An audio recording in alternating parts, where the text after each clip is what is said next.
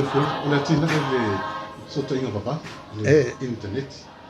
tu mane fo la tina e malo le wo tinya fo tau lo e mesela vai temi no covid le fo lo fa ngai ne nisi le o fo tonga la ula le o le vanilla e ula tu sa ili ai lunga la vo internet ya wala fo le fa una fa fa ta wo inga no internet ina ya mo ni market fa fo le fa popo le la ula lo vanilla na tu fa fo le fai si la le fa ngai o ina le fa pena vo mal to yola e foi fa ma a fu mai nele la se che vai pe ia pi fai me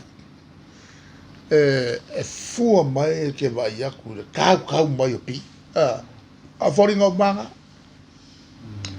falling of pi fai me ia melanga me fa ma ngana velola ave fatto il marketing e che lei era il marketing e New Zealand ma Australia Britannia ma Japan ai mo me ai mo le te pena ino o ta mafa fa manonge ta mafa ai ia mai si products e fa mai le vanilla au lela wo ia to nga vanilla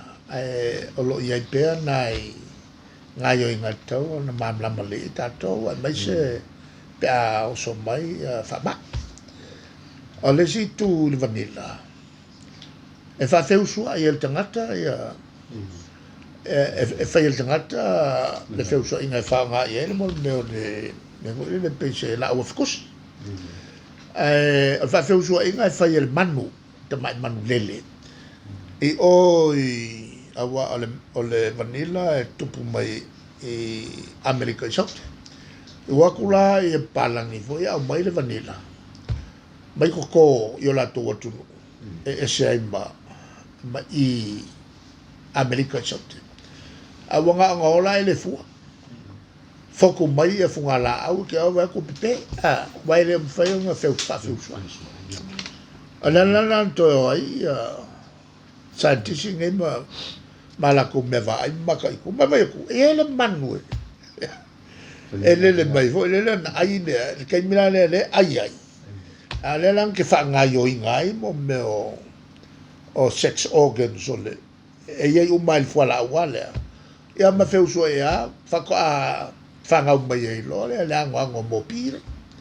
era ngala skakia sanki ba lo male awala fa ya e ke kangola e ska mai la au le fa feu so la wo ye fa to ang se mai la au la kitia fa pisa fus e se me fo le ku ni fa la wo ye le fa to ang fa penal estetus la fo ua po fu mai ai ke le ngayo inga ka nga fa ya le la u fa ya le la to finga pa anga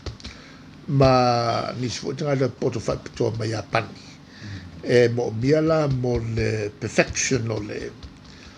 fa le atili le fa ngayo ina o le la au e le va vai tutto ma io la le ia ma process lo no wenga e le tulanga fo le tong fitinga taun fai mo me pia mo le vanilla le o fa no mai ia ma fa ngayo lo le ave fa fo ai mo le se le ni la to anime o le la wa mat ai mo mia la ni si la sanga mo le fa ngayo ya tili o le ngalu ina o le vanilla ma le marketing ai fa le la ngai nga telena le a fa le tuna ele estetos